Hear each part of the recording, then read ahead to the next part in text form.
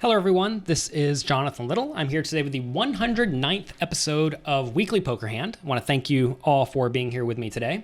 If you have not already, please go to my newest site, pokercoaching.com, and check it out. There I have a lot of interactive hand quizzes that you will thoroughly enjoy if you like Weekly Poker Hand. And given how we are 109 episodes in, hopefully you're enjoying this podcast. If you're not, feel free to stop listening. All right, so here we are playing a 2,000 euro buy-in tournament. We have Ace-3 offsuit on the button. Not really a great hand, but we'll see what happens. Everyone is going to fold to me. Blinds are 1,000, 2,000. If you're watching the video on jonathanlittlepoker.com or YouTube, you can always see the blinds at the top right-hand corner. Sometimes they get covered up by the graphics. And with Ace-3 offsuit on the button, I'm usually going to raise. I think min-raising is fine. Also, 2.5 big blinds is fine. Typically, you want to be min-raising when the players in the blinds will fold very often, or when they will call very often and then check-fold the flop every time they miss. If they're going to be calling a lot and then check-raising the flop a ton, leading the flop a turn, what am I saying? If they're going to be leading the flop a lot or check-raising the flop a lot, there we go, we got it. That is a spot where you want to be raising a little bit bigger because you want to discourage that. It's a tongue twister.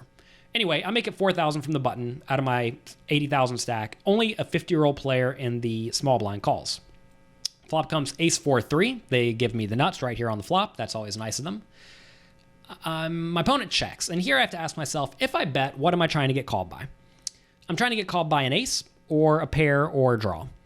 I'm not really trying to get called by king high or 8-7 or pocket sevens at this point. I'm really just trying to get full value from a top pair or better for the most part, or a hand like 5-4. So when my opponent checks, I decide to bet 7,200 into the 12,700 pot. And I think this is good. I don't really need to bet too small in this spot because if my opponent has nothing, he's going to fold pretty much no matter what I do. So we are just going to bet our two pair purely for value and hope to get paid off. Our opponent does call, which is great. We have to assume we're ahead almost every time. Turns another ace, and now we just know we're ahead. So my opponent checks again on the turn, and now what am I trying to get called by? Well, if he happened to stick around with king high, I definitely want to keep that around. And if he had a pair, like pocket sevens, which I do think would fold the flop a lot of the time, but if he did have that, I think we can make a small bet and get called from that as well. It's important to realize that whenever you give your opponent a flop check calling range, you have to understand that you could be wrong sometimes. And you should usually factor that into the decision. So if I was only trying to get called by an ace, which I do think is a lot of my opponent's range, I should certainly just bet big, right? The pot's 27,000. I could bet 24,000, and my opponent's never going to fold if he has an ace. But he could be sitting here with a flush draw, and he could also be sitting here with a hand like 5-4 or 5-3 or pocket 5, something like that, and easily stick around if I bet small. So this is a spot where if my opponent does have an ace, I'm not really so concerned with not getting a ton of value from it. And if my opponent does have a very junky hand, I really want to figure out how to get some value from that. So my opponent checks, and I bet 10,200 into the 27,100 pot. And I like this play. I think that if we bet much bigger, like say we bet 24,000, we're only going to get called by very good hands.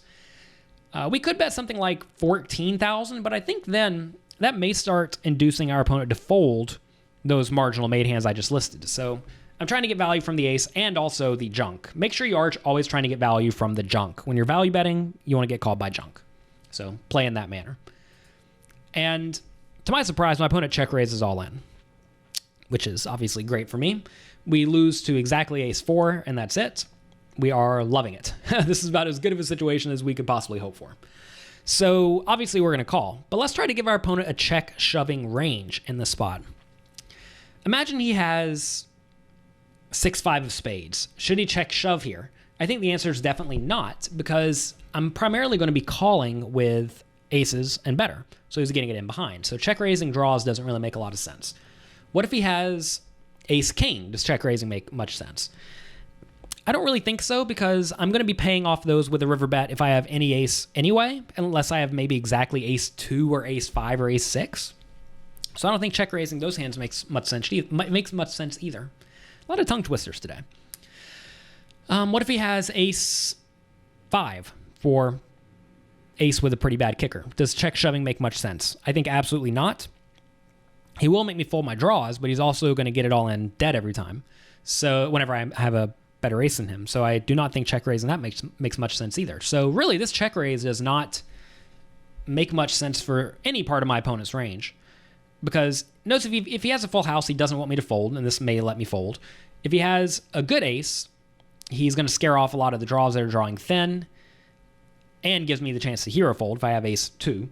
If he has ace 5, he is always going to get called when he's crushed. He does make the draws fold there, but even then, that's not really your main concern because the draws are not drawing incredibly live. So all in all, this just doesn't make much sense for my opponent. But I'm calling, obviously. We're thrilled to call, happy as can be. And the opponent shows up with ace 6. And this hand was not really an example of how I should play my hand, but more so an example of what my opponent did very wrong. And I think check raising here with the ace 6 is a particularly bad play because I'm going to be folding the under pairs. So those are the hands that my opponent's beats. I'm going to be calling every time with a better ace, as I did here. And the draws that are going to fold probably had about 25% or less equity anyway. So those hands were not in good shape. So you don't really mind check calling and giving them the opportunity to bluff. So I think this was a pretty big blunder by my opponent check jamming here. If I was in my opponent's shoes, I probably would have just 3-bet pre-flop. But if I did call pre-flop, I would have check called flop, check called turn, check called river, and probably not gotten stacked. I would have lost a lot of chips because whenever you make trips, you are going to lose a lot of chips. But I don't think I would have gotten stacked in this hand. If you rewind it a little bit, you'll see that on the river, I would have had more than a pot size bet with my ace 3. So I probably would have ended up betting something like 70% pot on the river, and that would not have stacked my opponent. So I think he made a pretty big error here by check jamming. So make sure you do not do that. Always ask which hands can call me if I shove. And if the answer is only hands that beat me, then you usually do not want to be shoving. So that's going to be it for this episode of Weekly Poker Hand. I want to thank you for being here with me today. Again, if you have not already, please check out pokercoaching.com. I've put a lot of effort into it, and my students are loving it. If you want to improve your poker skills, I think it is an excellent way to go about doing that. So check that out, and I will talk to you next week.